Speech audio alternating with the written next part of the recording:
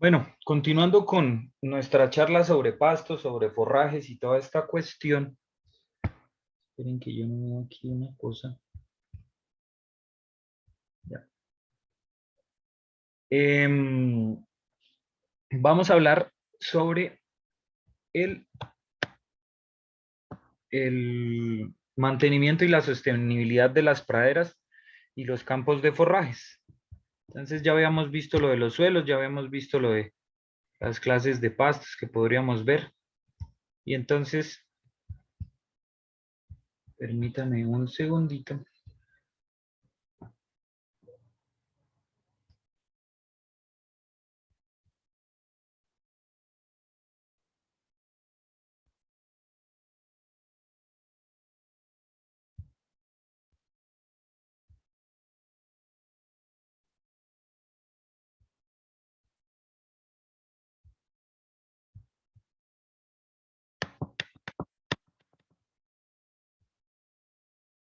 ¿Y esto dónde salió?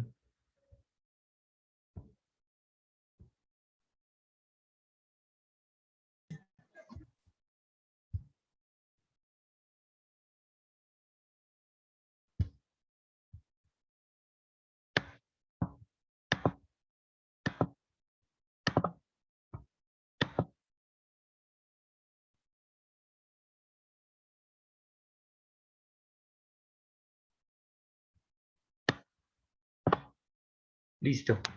Entonces, cuando nosotros hablamos, ¿están viendo ahí las diapositivas?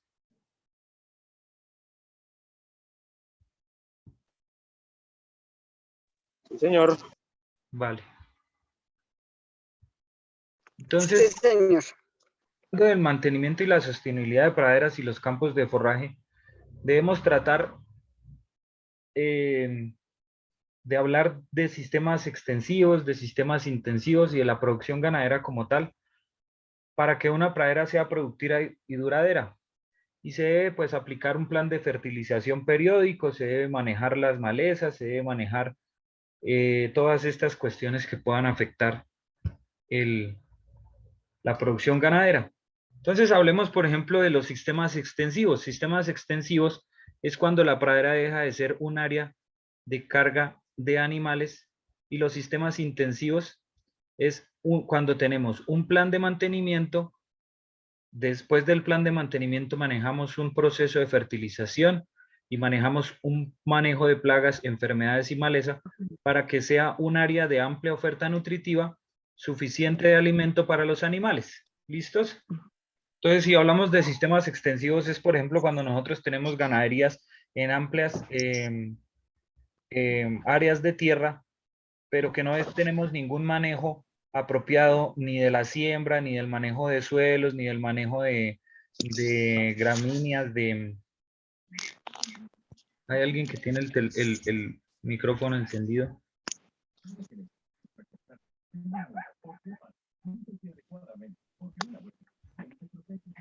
Doña Marta Milena, ya. ¿Listos? Entonces, el uso de las especies forrajeras según el hábito de crecimiento. Entonces vamos a mirar las gramíneas y las leguminosas, que son las que nos afectan a nosotros o que nos competen a nosotros dentro de lo que es la alimentación para nuestro ganado. Cuando hablamos de gramíneas, hablamos de todas las calidades de pasto, y cuando hablamos de leguminosas, hablamos de ese aporte de nitrogenado que se le da a los animales y que sembramos nosotros también en nuestras praderas. Entonces, las gramíneas se dividen en erectas, semierectas, decumbentes. Hay gramíneas decumbentes rizomatosas y hay estoloníferas. Ya vamos a mirar de qué se trata eso. Entonces, pues las especies forrajeras presentan varias formas de crecimiento y de desarrollo que orientan el uso y la explotación. Y en términos generales, pues como les decía, existen tres tipos de crecimiento de las especies forrajeras: erectas, semierectas o decumbentes. Entonces, las gramíneas forrajeras erectas, por ejemplo, como este pasto que vemos acá, que es el pasto elefante, y este que es el sorgo forrajero, tienen un crecimiento y desarrollo robusto con largos tallos y distancias amplias en los entrenudos que hacen que conformen un crecimiento o arquitectura erecta que determinan un empleo para corte mecánico con uso en grandes áreas de cosechadoras, picadoras, guadañas o segadoras o en pequeñas áreas manualmente con machete. Favorece las mezclas con leguminosas, por ejemplo, el Penicetum purpureum y sus variedades conocidas como el pasto elefante. También están los maíces forrajeros, que ese ya lo conocen bastante ustedes, y la especie de sorghum spp o sorgos forrajeros, que es este que está en esta fotico. Esos son los sorgos forrajeros. ¿Listo? Pasto imperial, que es muy parecido a este. Pasto Guatemala, pasto brasilero y caña forrajera. Esas cañas y ese pasto imperial y esos, todos son muy parecidos al pasto elefante porque son unas cañas grandísimas, unas cañas altas. Y más que todo se utilizan estos pastos como pastos de corte para darle alimento a ganado cuando tenemos manejos de sistemas semiestabulados o estabulados. ¿Listo? Hoy en día ya no se utiliza mucho la estabulación por las cuestiones de bienestar animal, porque se dice que no existe una producción igual cuando el animal está en potrero y cuando el animal está en su ecosistema natural a que cuando está en, en solamente estabulación, ¿listo? Entonces esos serían las gramíneas forrajeras y erectas, serían las gramíneas que se utilizan para corte, ¿listo? Miraríamos como pastos de corte. Ahora miramos gramíneas forrajeras con crecimiento ascendente o semierectas. Y ahí podríamos ubicar mucha cantidad de pastos como el, ya les digo qué pasto es este es la braquiaria brisanta. Bueno, estas especies tienen un crecimiento indeterminado y según el manejo que reciban, pueden comportarse como especies para pastoreo o deporte bajo, como acostado, y si por el contrario su cosecha se realiza mecánicamente con machete, guadaña o cosechadoras de forraje, su crecimiento es más erecto, lo que permite ser cortadas. Entre las especies de uso tradicional con este tipo de morfología están las gramíneas como las guineas, pasto alemán, las braquiarias, este, este que está aquí es guineas, listo, las braquiarias y pues como lo explicábamos acá, son pastos que se pueden manejar tanto para corte como para pastoreo.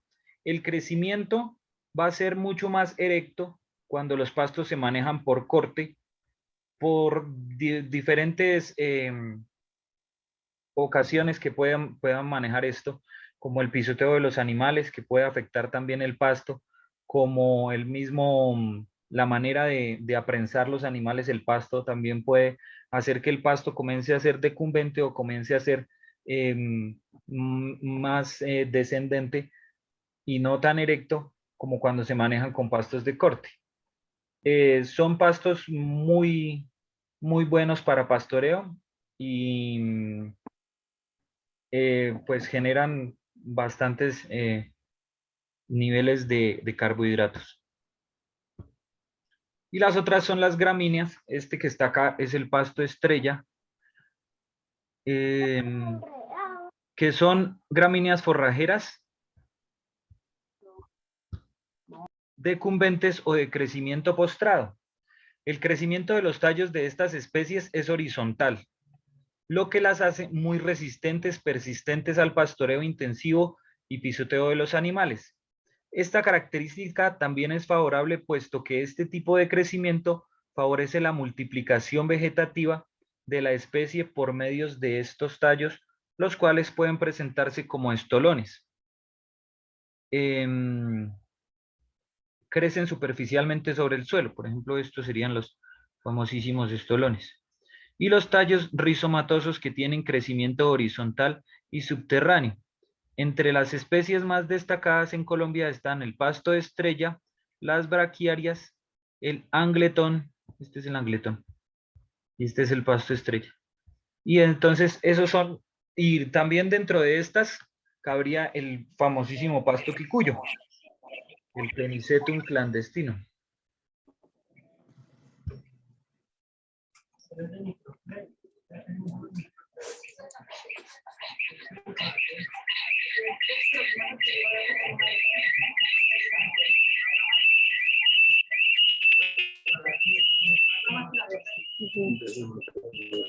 Mary, ya, listo.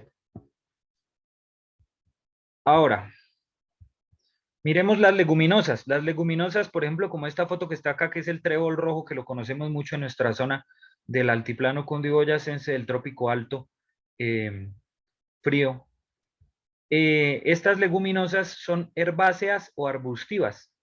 Las herbáceas se dividen en rastrera con estolones o de bejuco con enredaderas. ¿Listo? Entonces, las leguminosas herbáceas son importantes en las praderas por dos situaciones fundamentalmente. Primero, porque las raíces hacen simbiosis con bacterias del género Rhizobium, fijando nitrógeno al suelo, lo que ya habíamos hablado ayer en la parte de ecología, en la parte que decía del intercambio catiónico, en el intercambio de minerales, de macrominerales y el intercambio de materia orgánica. Y segundo, sus hojas incrementan el valor nutritivo en la pradera, es decir, que tienen mayor contenido de carbohidratos y proteína. Las encontramos de dos tipos, bejucos o enredaderas, como son, por ejemplo, en estos nombres científicos, el Kudutsu tropical, que sería este que está acá, el maní forrajero, que sería este que está acá, Cambalia y rastreras o estolonósferas, que serían como el maní forrajero, y el Desmodium. Entonces, también podemos encontrar en estas leguminosas, pues todas las variedades de tréboles, eh, el botón de oro también, y hay una que es la alfalfa. La alfalfa también entra dentro de las leguminosas, ¿vale?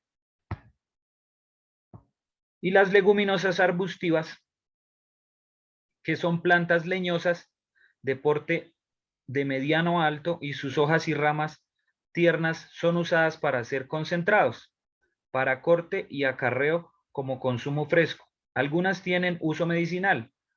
Su madera se usa como leña, en ocasiones se produce heno, se deshidrata para producir harinas, también en asociaciones con gramíneas y para hacer asociaciones en sistemas silvopastoriles, como bancos de proteínas, como barreras o cercas vivas, rompevientos, melíferas, y otras son utilizadas en la alimentación humana y animal para bovinos, aves, cerdos, entre otras. Señores, ¿alguien iba a decir algo? Entre las más usadas encontramos el matarratón, que es este que se encuentra aquí arriba,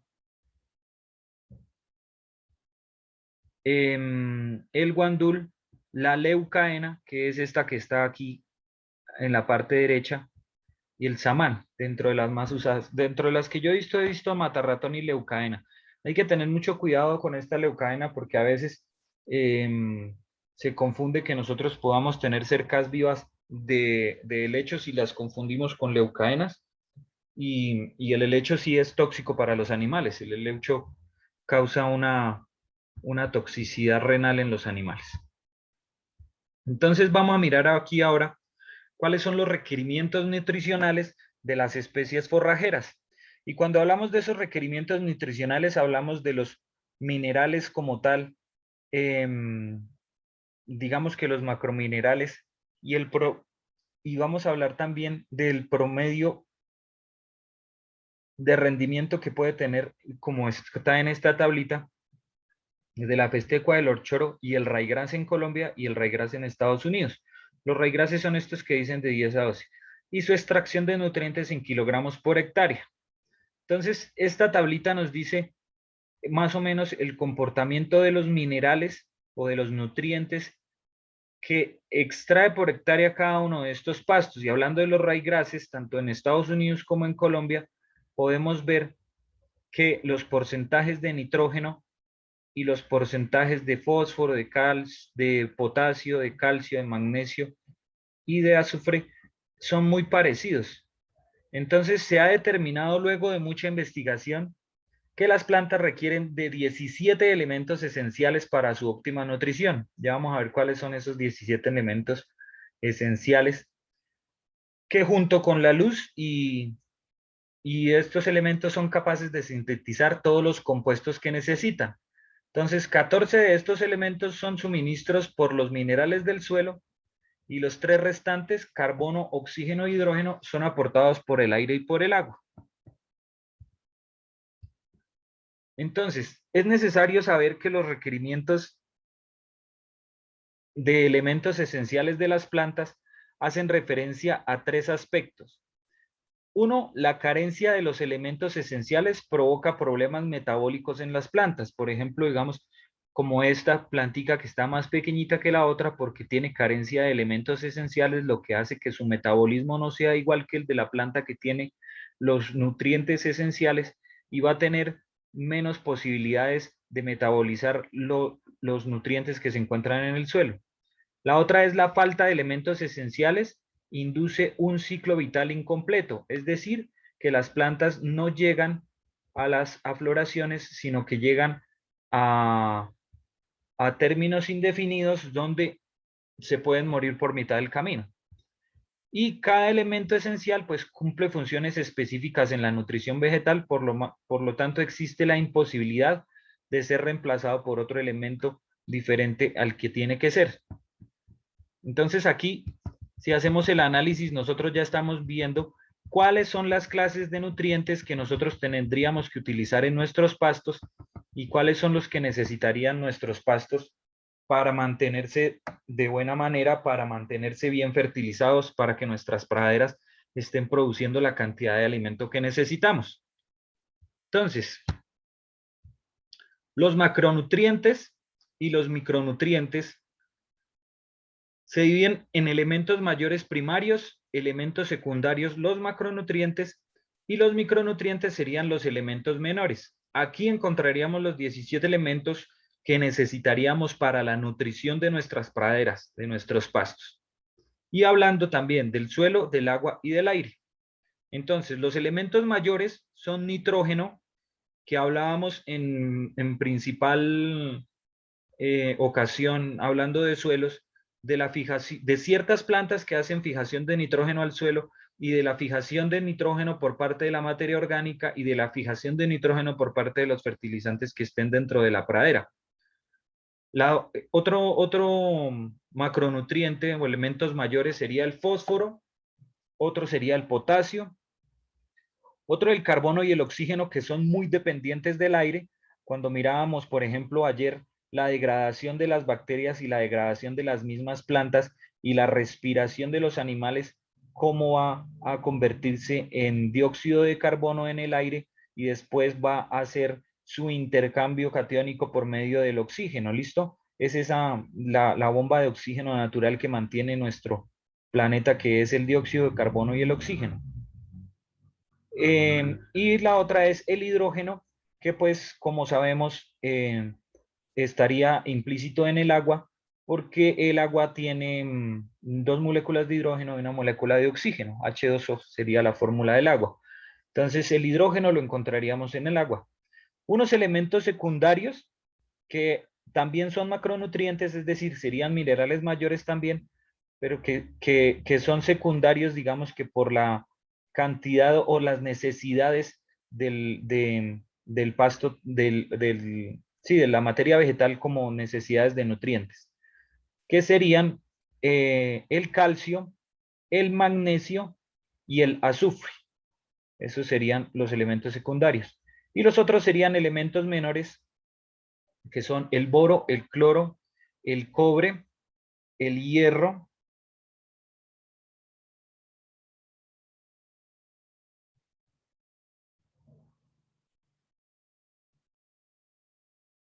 Por aquí está preguntando don Juan por el chat. Sí, las braquiarias servirían para el clima de Monguí porque ahí encontraríamos las braquiarias decumbens, que esas son aptas para climas fríos. Eh, el boro, el cloro, el cobre, el hierro, el manganeso, el zinc, el molibdeno y el cobalto, que son elementos menores. Bueno, ahora hablemos sobre los tipos de fertilizantes. Entonces, los tipos de fertilizantes o los fertilizantes son materiales orgánicos y de síntesis química que suministran a las plantas uno o más elementos químicos necesarios para su desarrollo y crecimiento. En general, las fuentes o tipos de fertilizantes empleados en la producción agropecuaria son los químicos, los orgánicos y los biológicos. Miremos esta fotico que está aquí a este lado, donde nos dice más o menos cómo es el comportamiento de la planta según las necesidades de minerales que pueda tener, cómo podría ser la coloración o cómo se podría ver las hojitas de la planta en el caso de deficiencias de minerales. Entonces aquí hacemos un análisis de una hojita sana en, eh, en similitud o en diferencia con las hojitas que tienen deficiencia de minerales. Y cuando hay deficiencia de calcio, por ejemplo, las hojas nuevas se vuelven rizadas o se vuelven pálidas. Entonces, eso nos podría mostrar que las planticas tienen deficiencia de calcio. Cuando falta hierro, el color amarillo en las hojas nuevas, incluyendo la nervadura, se va a notar muchísimo este color amarillo en las hojas nuevas. Cuando hay falta de magnesio, hay un color pálido en toda la hoja, es un verde más claro, incluyendo la nervadura, y en casos graves hay caídas de la hoja. ¿Listo? En faltas de magnesio. Cuando hay faltas de potasio, existen pequeños agujeros en las hojas y se vuelven las hojas delgaditas. Cuando hay falta de nitrógeno, las hojas viejas toman un color verde pálido y amarillo que empieza su avance desde la punta hacia la nervadura de la hoja. Cuando hay falta de fósforo, las hojas se tornan amarillentas con zonas muertas y su avance acaba con la hoja rápidamente. Es similar a la falta de nitrógeno. Y falta de azufre son hojas poco desarrolladas en las plantas, se ven las plantas enanas y atrofiadas y las hojas se forman amarillentas. Se puede confundir con falta de nitrógeno. ¿Listo? Bueno, ahora miremos. ¿Cuáles serían los elementos de los fertilizantes químicos? Bueno, cuando hablamos de fertilizantes químicos hablamos de compuestos químicos desarrollados que se van a implementar en las praderas, pero que en realidad no son los más apropiados porque cuando nosotros hablamos de químicos y hablamos de nuestra producción agroecológica, no podríamos pensar de que los químicos fueran eh, a no afectar en algún momento los otros componentes del ecosistema, como es la biomasa que se puede encontrar en la materia orgánica de los pastos, como es los mismos animales, los microorganismos y los mismos animales que estén en el sector, que podamos causar intoxicaciones y que podamos causar contaminaciones a nuestras fuentes hídricas por efectos de escorrentías, ¿listo?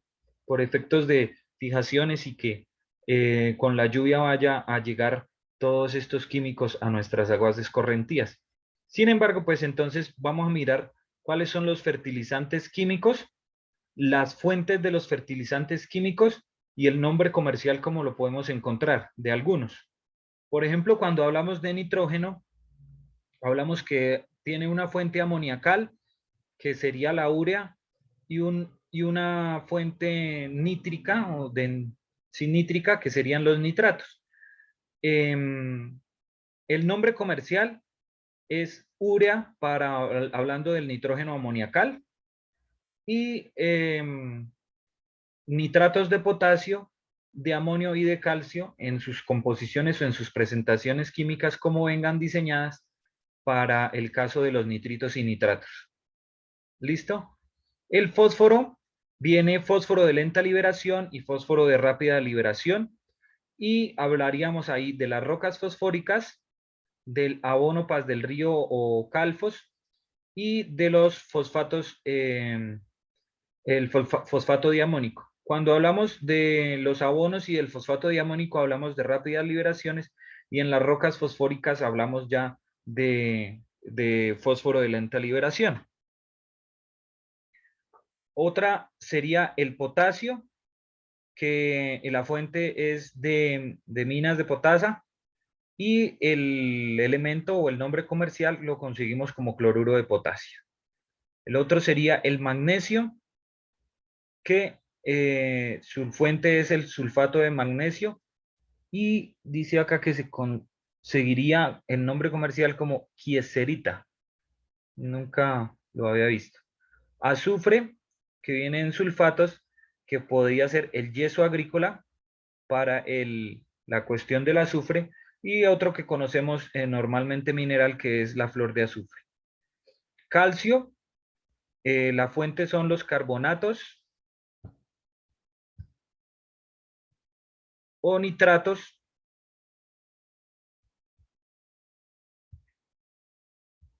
Los carbonatos o nitratos, cal dolomita, cal agrícola, nitratos. El boro, boratos, que en el nombre comercial se le conoce como bórax o elementos menores. El molibdeno, que también se conoce en nombre comercial como elementos menores, lo mismo el cobre y lo mismo el zinc, que sería el óxido de zinc, el molibdeno como tal y el cobre como tal en minerales, y se conocen como elementos menores. Listo. Ahora, los fertilizantes orgánicos. Cuando hablamos de los fertilizantes orgánicos ya podemos hablar, por ejemplo, de fertilizantes muy apropiados para las cuestiones de eh, implementar en nuestras praderas, debido a que estos fertilizantes dependen en su mayoría de las heces de los animales y de materias de compostaje, de materia orgánica de descomposición de las mismas hojas o el mismo, eh, de la misma labranza que nosotros manejemos dentro de la pradera.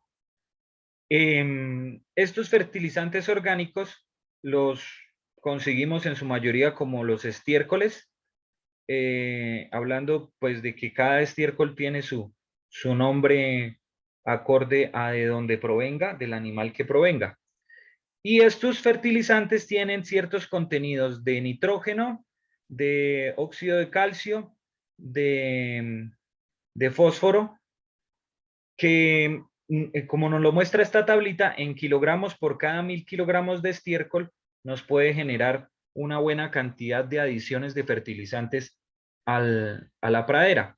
El problema de los fertilizantes orgánicos es que necesitamos una gran cantidad de fertilizante para manejar esa inclusión de minerales o de nutrientes para la pradera.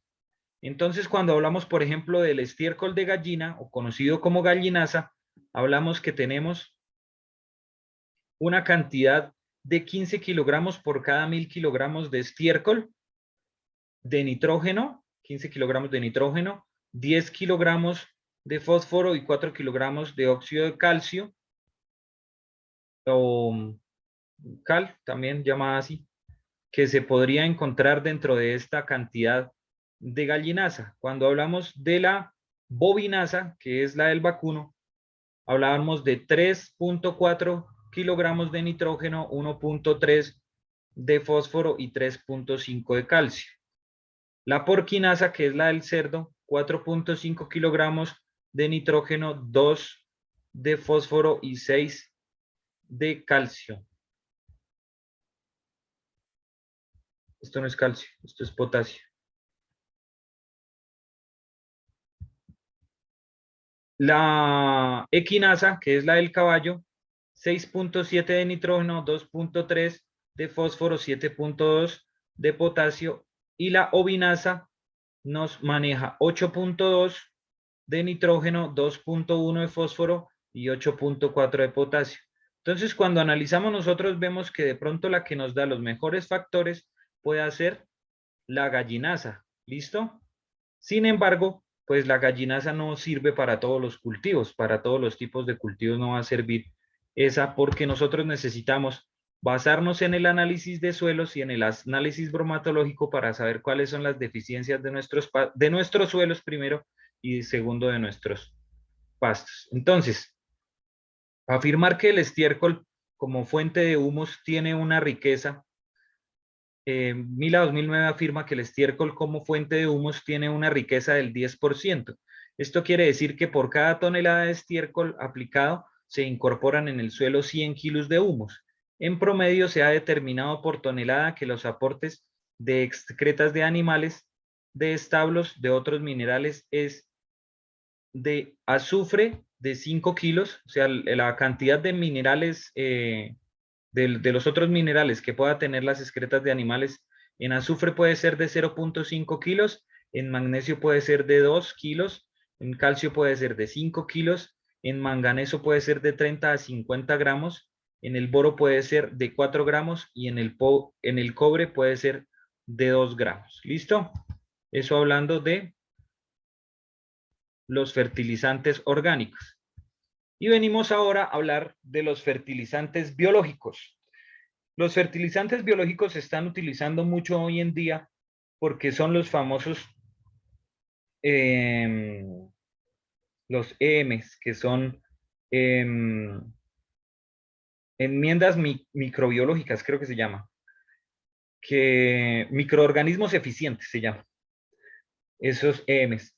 Y esos microorganismos eficientes, inclusive aquí en la sabana de Bogotá hay una empresa que hace esos microorganismos eficientes a partir de compostajes, a partir de manejos de lixiviados con esos compostajes y manejan estos fertilizantes biológicos que funcionan muy bien.